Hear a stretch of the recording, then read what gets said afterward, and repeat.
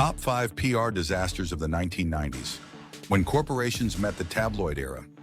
The 1990s were the tabloid decade, where scandal moved from boardrooms to living rooms.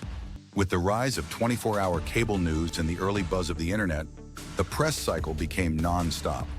These are the top 5 PR disasters of the 1990s and how they shaped a more cynical, connected audience. Number 5. Pepsi Syringe Hoax. In 1993, U.S. media outlets began reporting terrifying claims. Customers were finding needles inside unopened cans of Diet Pepsi. Public health fears surged. Late-night shows joked, but investors didn't laugh. Pepsi's initial public statements were procedural and passive, focusing on internal investigations, not public reassurance. Only after days of media frenzy did they release compelling factory footage, proving tampering couldn't occur during production. It turned out to be a copycat hoax, not a manufacturing flaw. But the perception damage had already begun. However, the subsequent PR strategy helped to regain trust. Takeaway: even if you're innocent, you can't wait to prove it. Public trust demands a confident, proactive voice, not just evidence. Number 4. Texico racial discrimination scandal. In 1996, Texico, one of America's biggest oil companies, found itself in the crosshairs of a racial discrimination lawsuit filed by black employees.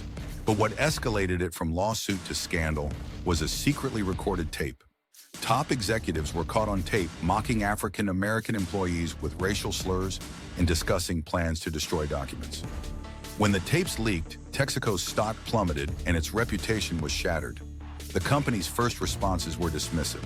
Only under immense public and legal pressure, it issued an apology and agreed to a $176 million settlement, the largest of its kind at the time.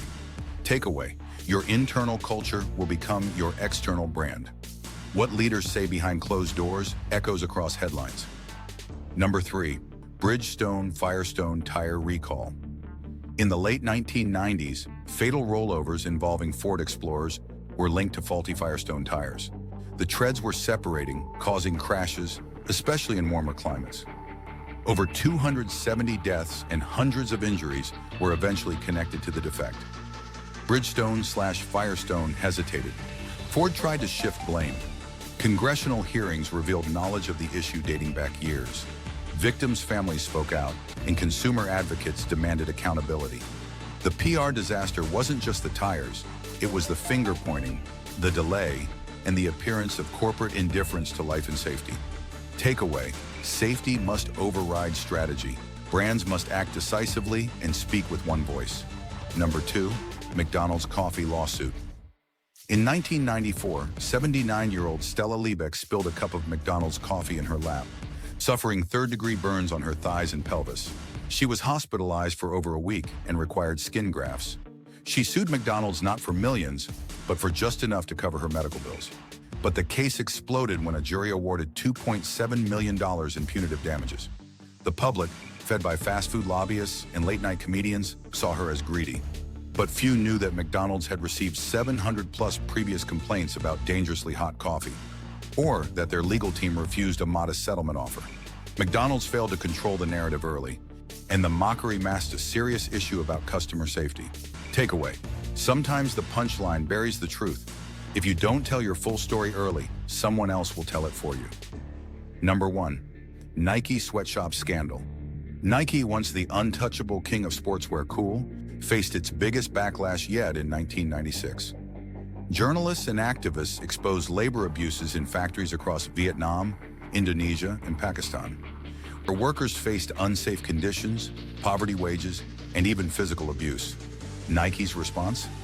At first, shifting the blame. Executives emphasized that the factories weren't theirs, they were independently run. That legal argument didn't fly with the public. University students protested. Celebrities distanced themselves. Nike became the poster child for globalization gone wrong. Years later, the company invested heavily in supply chain reform and transparency. But the turnaround came only after years of resistance and reputational damage. Takeaway: ethics don't stop at the contract's edge. If you profit from exploitation, your brand pays the price. The 1990s revealed a harsh truth. The public doesn't need to know everything to sense when something's wrong. The camera's always rolling, the mic is always on. And in an era where narrative travels faster than truth, honesty and humility become the only PR strategy. Subscribe for more breakdowns in crisis comms and corporate ethics.